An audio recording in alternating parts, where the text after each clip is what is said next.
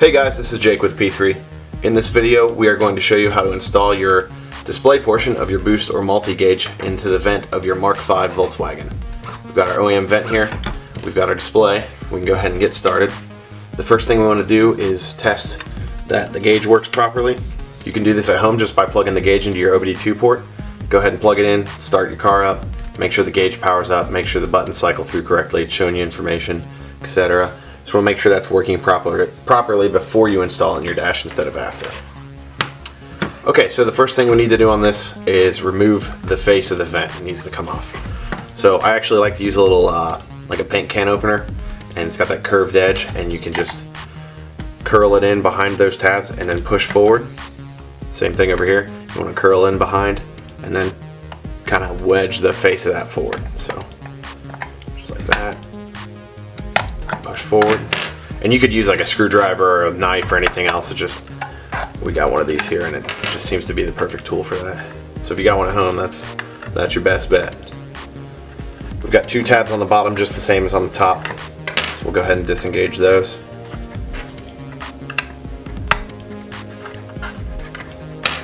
And then you'll want to carefully remove this face. The horizontal vent slat assembly can come out with it, and if that falls apart, it won't be the end of the world, but it'll be a little more difficult during your install. It's always easier if you can pull it out as an assembly like that, and if you're careful you can do it.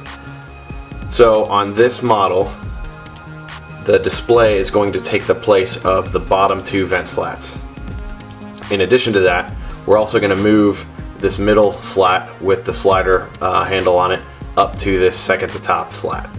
And all these slats are the same except for the middle one with the slider on it.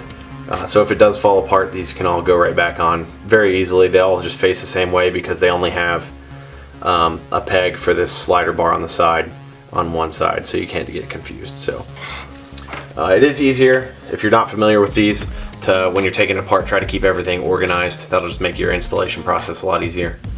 And what I like to do is take a pair of snips and don't cut, but just gently kind of squeeze, and that'll help separate these bottom ones off. Same thing for these side bars.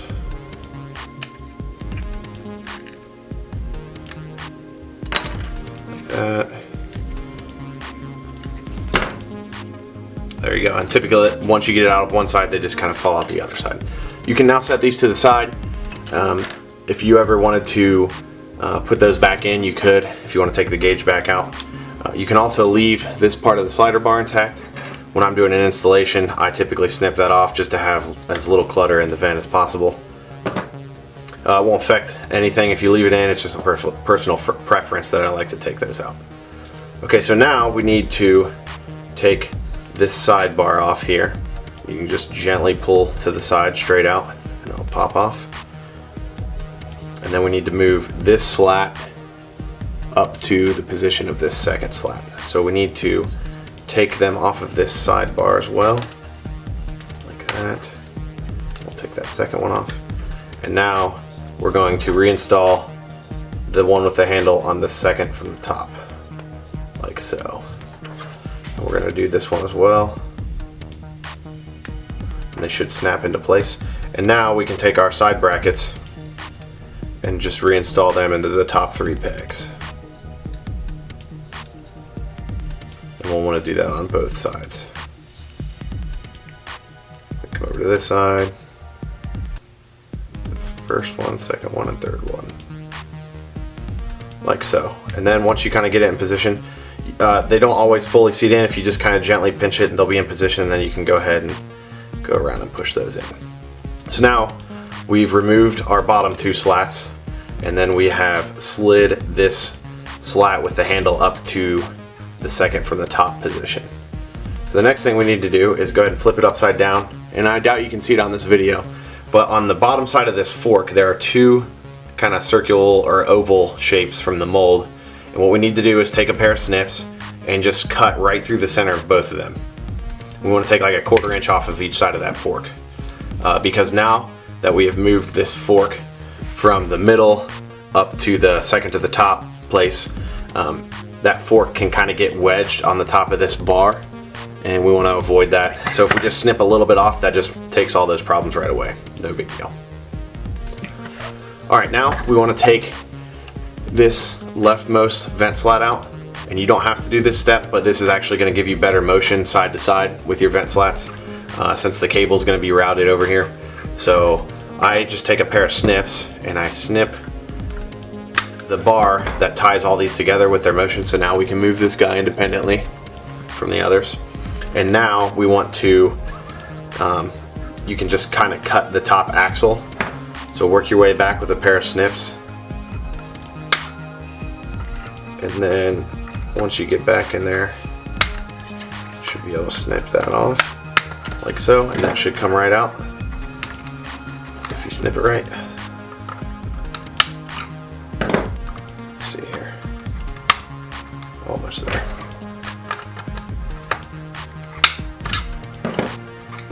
There we go.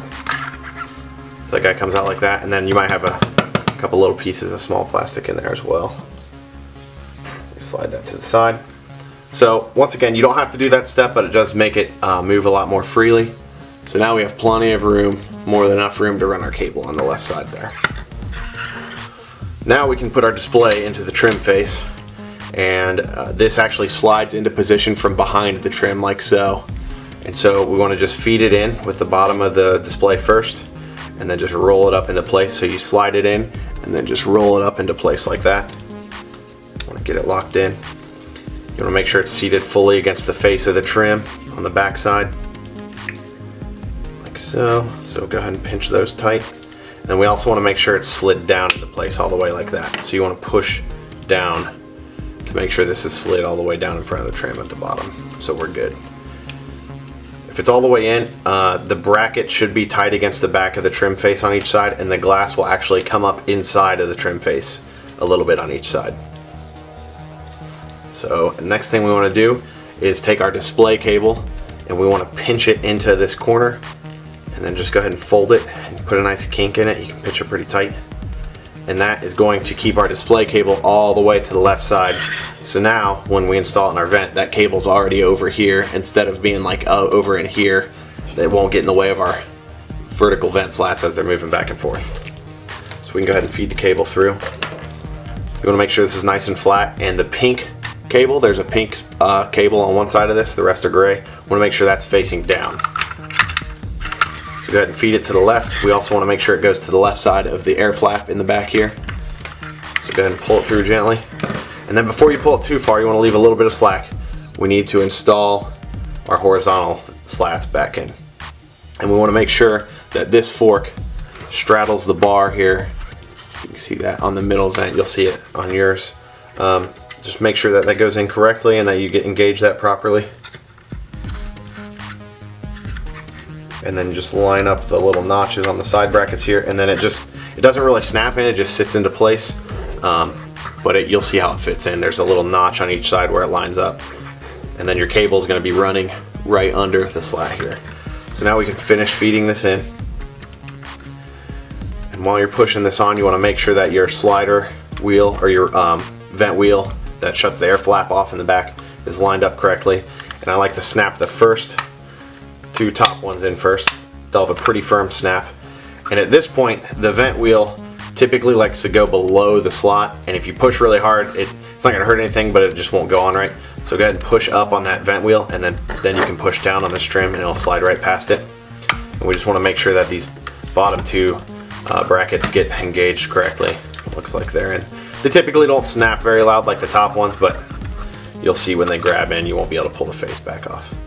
You also want to make sure that this display is pushed down again. Sometimes it can move up on the installation. So yeah. Alright, now we can come around to the back side, and we want to make sure our cable's nice and flat. Also, do not pull tension out of the back of the vent. We want to actually leave it in its natural position, or maybe even push just a little bit of slack forward into the vent, and then go ahead and pinch it against the side of the vent, and then close that air flap, and it'll hold the cable in place for you once that air flap's shut. So what we want to do there is, since we put that kink in the display cable so it would run along this side, if we pull it tight, you pull that kink out, and then it's going to move your cable from here over into here, and then that gets in the way of your vent slats and they won't move correctly. So once you get that in place, you can go ahead and just fold that around the back side like this, and then that's ready to install in the vehicle. This cable is designed to be able to be pinched like that, just as long as it's not twisted. If it's flat, it's actually extremely tough. When we do the installs at the shop, I like to go a little bit farther, and I'll actually make a little recessed cut for this cable to set in, just to make it a little bit of a cleaner install. And then also for people who haven't seen these videos or the instructions, it just leaves no doubt where they're supposed to route the cable. We've had people in the past not read our instruction PDFs, and I'll drill a hole in the vents, or run the cable out somewhere because they're afraid of it getting pinched. But it's actually designed to be pinched around the back there, so that's not a big deal. So I'll just pull a little foam away right here and pull the cable through. We just want to make sure it doesn't get twisted like it's trying to do now. Make sure it stays nice and flat. Like that, and then give it a nice firm pinch. That'll kind of form it right into place. And then I also like to take a little bit of glue, and you can use any adhesive or 3M tape, or you don't have to do this part at all. Just put a little glue under the cable there. I'll do it on the outside as well. And again, this just makes installing in the vehicle much easier, and there's no question about where the cable goes, so that's not a big deal. And then I'll also go ahead and just put a little glue right under the edge of that foam. That's going to hold that foam in place during your install, so it doesn't twist out of place or anything like that. Alright, so we've got the vent all together, display's in. We just got to make sure that our vent slat functions still work correctly. Left, right, up, down. Our airflow flap in the back closes correctly. And then we'll just plug it in to our test unit one more time. If you guys are at home, you can just go ahead and plug this into your car. Set this on your lap. Just make sure it's working before you put it back in the dash. That way you don't have to install and take it back out of the dash again. In case anything was wrong, just cycle through a couple functions, make sure the buttons work correctly, and you should be good to go. Let us know what you think about these videos. We're trying to do the best we can to give you guys good directions on instructions. Give us any suggestions or comments below, or you can contact us through email at service@p3cars.com. Check out our website for all our latest products, p3gauges.com, and you can also see everything on Instagram as well, @p3gauges. Be sure to like and follow us. Thanks, guys.